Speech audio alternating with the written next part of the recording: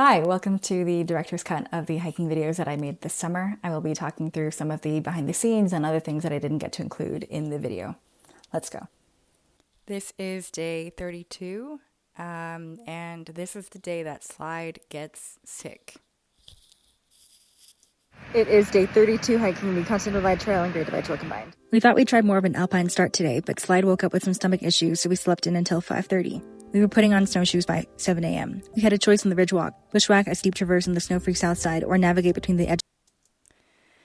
So what I'm talking about here, I think in the morning we had camped in the snow, or in a little dirt patch in the snow, and then in the morning we were trying to start around 4:30, 5:30 in the morning, fairly early so we can get more cold, hard snow to walk on, because as I'd been saying the day before, we were post-holing every, 8 times in a tenth of a mile. So we wanted to try to get more time on snow that was stable when it was cold in the morning. But yeah, Slide woke up. He was like, my stomach doesn't feel good. So we went back to bed for a while, hoping that would help him out.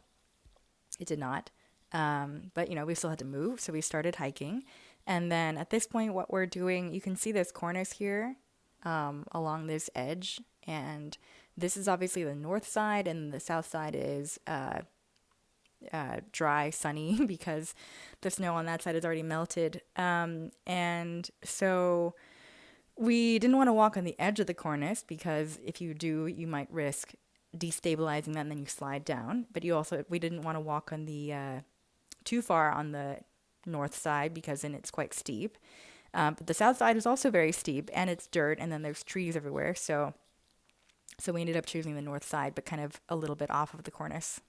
To the cornice and an equally steep snowfield on the north side. Since the snow was holding, we chose the north side. When the trail took a very exposed traverse, we went up the ridge, but the issue with off-trail ridge walks is that looking at the topo, you never know if it'll be easy walking or lots of sketchy class 3 scramble.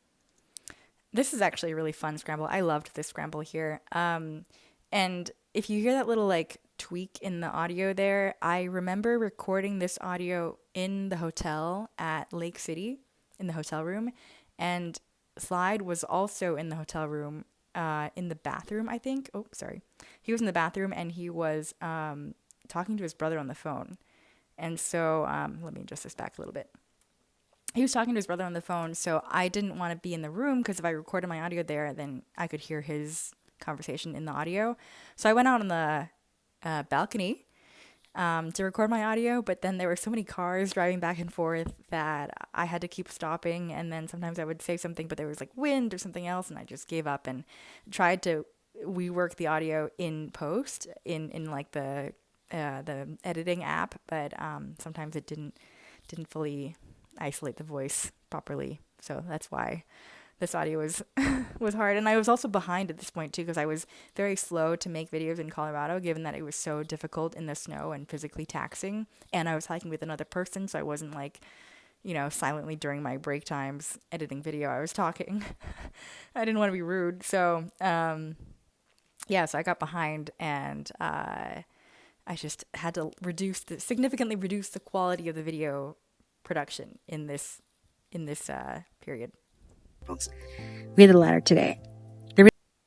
So you can see Slide at this point is already feverish, or slightly feverish, but you can see, so we did this ridge line along like this, and now we are trying to climb up this to get to the next part of the ridge. And like I said, I tended to prefer I love doing scrambling stuff, so I did the scramble, and then Slide's coming up behind me. It's also hard for him because he's got a heavier backpack with both of our snowshoes loaded on it, so his center of mass is a lot further back off of the mountain than mine was, and he was trying to find a good set of holds to get up here. Really fun to solve. Then we cut down the valley and took a break. Slide's condition worsened and he was feverish, so we stopped for a 3-hour nap break while I caught up on editing work. This was actually great. I got so much editing done here. I recorded a bunch of audio. Yeah, it was good. I'm behind because every day is so exhausting. Once Slide's fever broke, we climbed back to the ridge. Yeah, so I think he was carrying my snowshoes. I took my snowshoes back, and then I took his ice axe and also carried our water. So anything that I could take, I tried to take. But I think his backpack is so big and mine is only so big. Mine's much smaller. And so I wasn't able to take nearly as much weight as I wanted to make it easier for him. But I think the best thing for me to do at that moment was just to do all the navigation and decision making, similar to how he had helped me out when we were hiking through the snowstorm. So I made all the decisions here, navigation wise. I remember turning around and asking him like, "Is this okay? Like, are you good with this?" And he was like, "I literally don't. I'm just gonna blindly follow you. I don't have any opinion." Um, I think we'd only done maybe like 5 miles before Slide needed his 3 hour nap break after realizing he was feverish. And so we didn't get very far on this day. And he, so we budgeted enough days of food to average something like 15 to 20 miles a day. So if we're very far below that average, then we're going to run out of food. And if we only did 5 miles this day, then we were going to start to run out of food. And so he was really trying to get better so that he could make up the mileage tomorrow, the next day. And he said, look, I want to stop hiking around 6 or so. So because I was doing all the leading at this point, I scouted out where I thought we could maybe camp, like just on the map based on the terrain and where we thought the snow level was.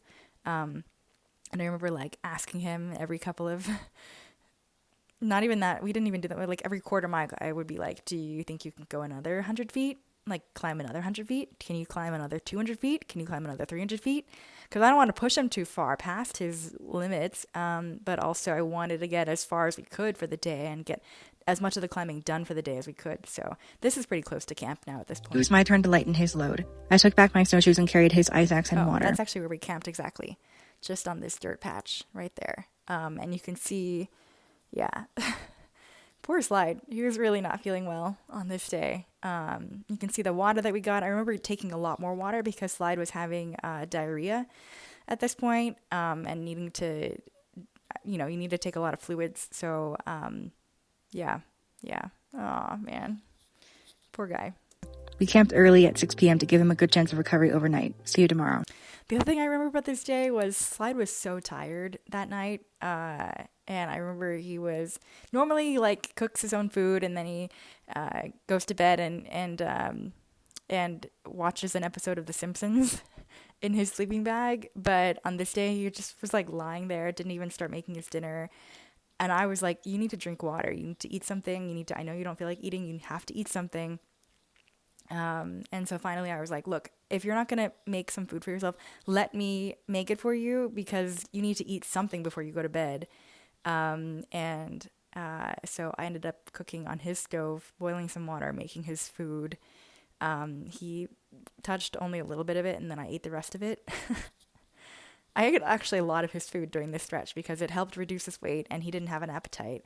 But the problem was, if it actually had been, we suspected it was norovirus, and if it actually had been that, I think I should have gotten, I don't know, probably it's not good to share food with somebody who is having stomach issues, but, oh well. That is day 32.